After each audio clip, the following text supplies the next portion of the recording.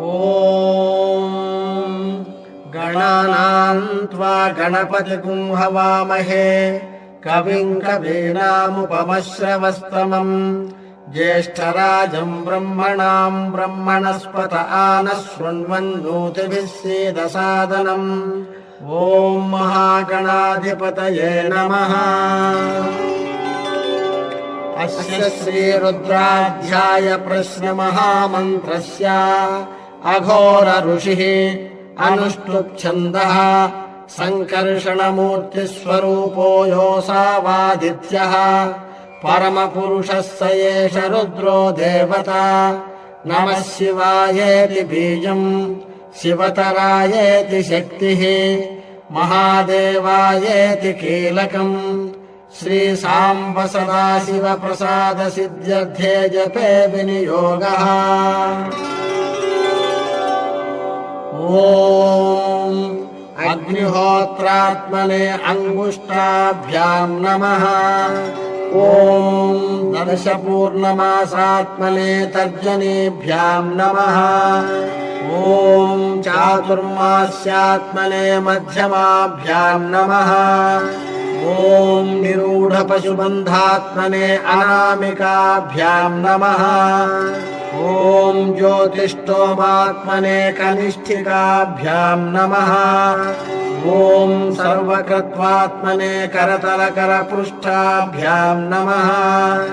ॐ अग्निहोत्रात्मने हृदयाय नमः। ॐ दर्शपूर्णमासात्मने शिरसे स्वाहा। ॐ चातुर्मास्यात्मने शिखायै वषट्। ॐ निरूढपशुबन्धात्मने कवचाय हुम्। ॐ ज्योतिष्ठोमात्मने नेत्रत्रयाय वौषट्।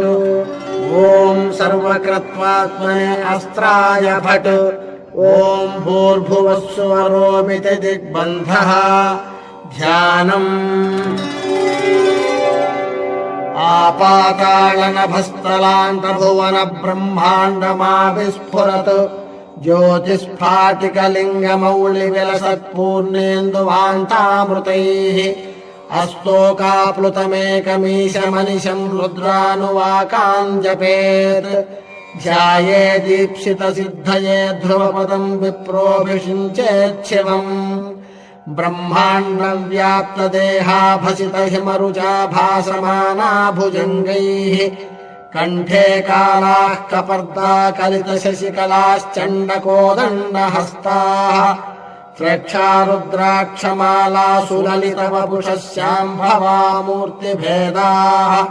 रुद्राः श्रीरुद्रसूक्तप्रकटितविभवा नः प्रयच्छन्तु सौख्यम्। शञ्च मे मयश्च मे प्रियञ्च मे नुकामश्च मे कामश्च मे सौमनसश्च मे भद्रञ्च मे श्रेयश्च मे वश्यश्च मे यशश्च मे भगश्च मे द्रविणञ्च मे यन्ता च मे धर्ता च मे क्षेमश्च मे धृतिश्च मे विश्वञ्च मे महश्च मे संविच्च मे ज्ञात्रञ्च मे सूश्च मे प्रसूश्च मे क्षीरञ्च मे लयश्च महतञ्च मे मृतञ्च मे यक्ष्मञ्च मे नामयच्च मे जीवातुश्च मे दीर्घायुत्वञ्च मे नमित्रञ्च मे भयञ्च मे सुखं च मे शयनञ्च मे सूषा च मे सुदिनं च मे। ॐ शान्तिः शान्तिः शान्तिः। ॐ नमो भगवते रुद्राय। नमस्ते रुद्रमन्यवभूतोऽध इषवे नमः। नमस्ते अस्तु धन्वने बाहुभ्यामुत ते नमः। यातयुषः शिवतमा शिवम् बभूव ते धनुः। शिवा शरव्या यातवतया नो रुद्रमृडया। याते रुद्रशिवा तनूरघोरा पापकाशिनी। तया नस्तनुभाषन्तमया गिरिशन्ताभिचाकशीः। यामिषुम् गिरिशन्तहस्ते बिभर्ष्यस्तवे। शिवाङ्गिरित्रताम् कुरु माहि पुंसीः पुरुषम् जगत्। शिवेन वचसा त्वा गिरिशाच्छा वदामसि। यथा नः सर्वमिज्जगत यक्ष्मपुंसुमना असतु। अध्यवोचदधिवक्ता प्रथमो दैव्योऽभिषक्। अहीगुश्च सर्वान् यम्भयन् सर्वाश्च यातु धान्यः असौ यस्ताम्रो अरुण उत बभ्रुः सुमङ्गलः ये चेमागुम् रुद्रा अभितो दिक्षुस्सिताः सहस्रशो वैशागुम् हेडयीमहे असौ यो वसर्पति नीलग्रीवो विलोहितः उतैनम् गोपा अदृशन्नदृशन्नुदहार्यः उतैनम् विश्वाभूतानि स दृष्टो मृडयातिनः नमो अस्तु नीलग्रीवाय सहस्राक्षाय मीढुषे अथो ये अस्य सत्त्वानोऽहम् तेभ्यो करम् नमः प्रमुञ्च धन्वनस्त्वमुभयोरात्रियोर्ज्याम् याश्च ते हस्त इषवः पराता भगवो वपा अवतत्य धनुस्त्वगुम् सहस्राक्षसिते शुधे निषेद्य शल्यानाम् मुखा शिवो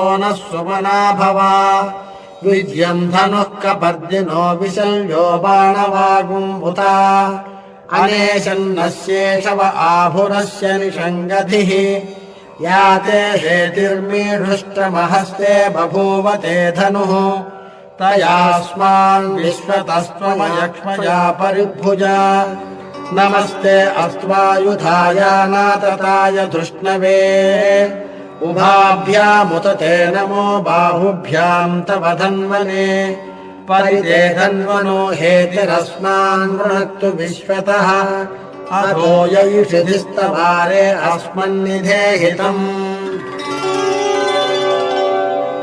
नमस्ते अस्तु भगवन् विश्वेश्वराय महादेवाय त्रयम्बकाय त्रिपुरान्तकाय त्रिकाग्निकालाय कालाग्निरुद्राय नीलकण्ठाय मृत्युञ्जयाय सर्वेश्वराय सदाशिवाय श्रीमन्महादेवाय नमः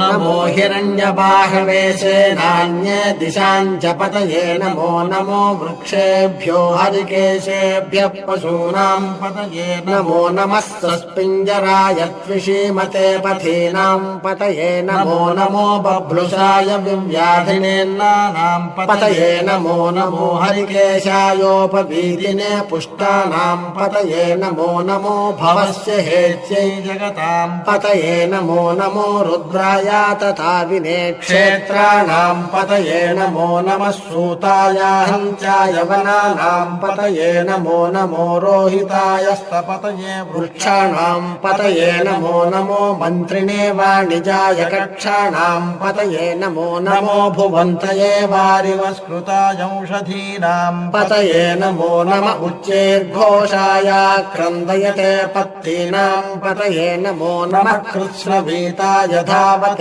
सत्त्वनाम् पतये नमः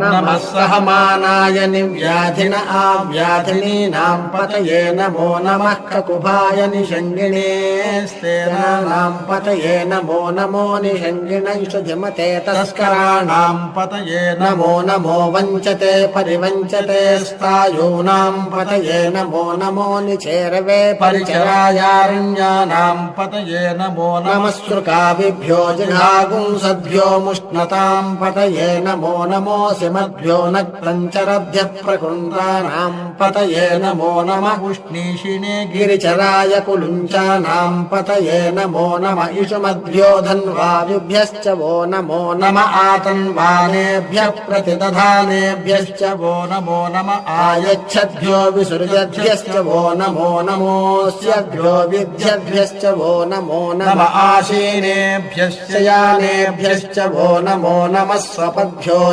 जाग्रद्भ्यश्च वो नमो नमस्तिष्ठद्भ्यो धावद्भ्यश्च वो नमो नमः सभाभ्यः सभापतिभ्यश्च वो नमो नमो अश्वेभ्यो स्वपतिभ्यश्च वो नमः नम आव्याधिनीभ्यो विविध्यन्तेभ्यश्च वो नमो नम उगणाभ्यस्त्रिमुहतेभ्यश्च वो नमो नमो गृच्छेभ्यो गृत्सपतिभ्यश्च वो नमो नमो व्रातेभ्यो व्रातपतिभ्यश्च वो नमो नमो गणेभ्यो गणपतिभ्यश्च वो नमो नमो विरूपेभ्यो विश्वरूपेभ्यश्च वो नमो नमो महद्भ्यः क्षुल्लकेभ्यश्च वो नमो नमो रथिभ्यो रथेभ्यश्च वो नमो नमो रथेभ्यो रथपतिभ्यश्च वो नमो नमः सेनाभ्यश्चेनानिभ्यश्च वो नमो नमः शत्रुभ्यश्च संग्रहेतृभ्यश्च वो नमो नमस्तक्षभ्यो रथकारेभ्यश्च वो नमो नमः कुलालेभ्यः कर्मारेभ्यश्च वो नमो नमः पुञ्जिष्टेभ्यो निषादेभ्यश्च वो नमो नमः इषुकृभ्यो धन्वकृभ्यश्च वो नमो नमो मृगयुभ्यश्च वो नमो नमः स्वपतिभ्यश्च वो नमः नमो भवाय च रुद्राय च नमः सर्वाय च पशुपतये च नमो नीलग्रीवाय च शितिकण्ठाय च नमः कपर्दिने च व्युक्तकेशाय च नमः सहस्राक्षाय च शतधन्वने च नमो गिरिशाय च शितिविष्टाय च नमो वेढुष्टमाय चेषुमते च नमो अश्वाय च वामनाय च नमो बृहते च परिशीयसे च नमो वृद्धाय च संवृध्वने च नमो अग्र्याय च प्रथमाय च नमः आशवे चाधिराय च नमः शीघ्र्याय च शीघ्राय च नमः पूर्व्याय चावस्वन्याय च नमः स्रोतस्याय च दीप्याय च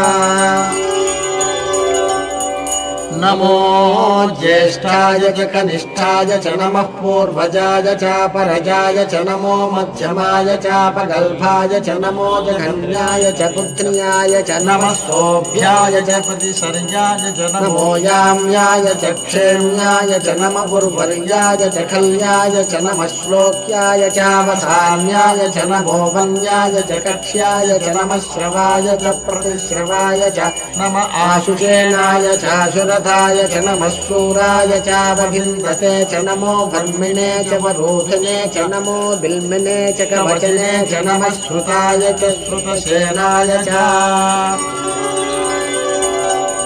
नमो दुन्दुभ्याय च हनन्याय च नमो धृष्णवे च प्रमृषाय च नमो दूताय च प्रहिताय च नमो निषण्डिने च युधिमते च नमस्तीक्ष्णे शवे च युधिने च नमः स्वायुधाय च सुधन्वने च नमः श्रुत्याय च पथ्याय च नमः काट्याय च नीप्याय च नमः सूद्याय च सरस्याय च नमो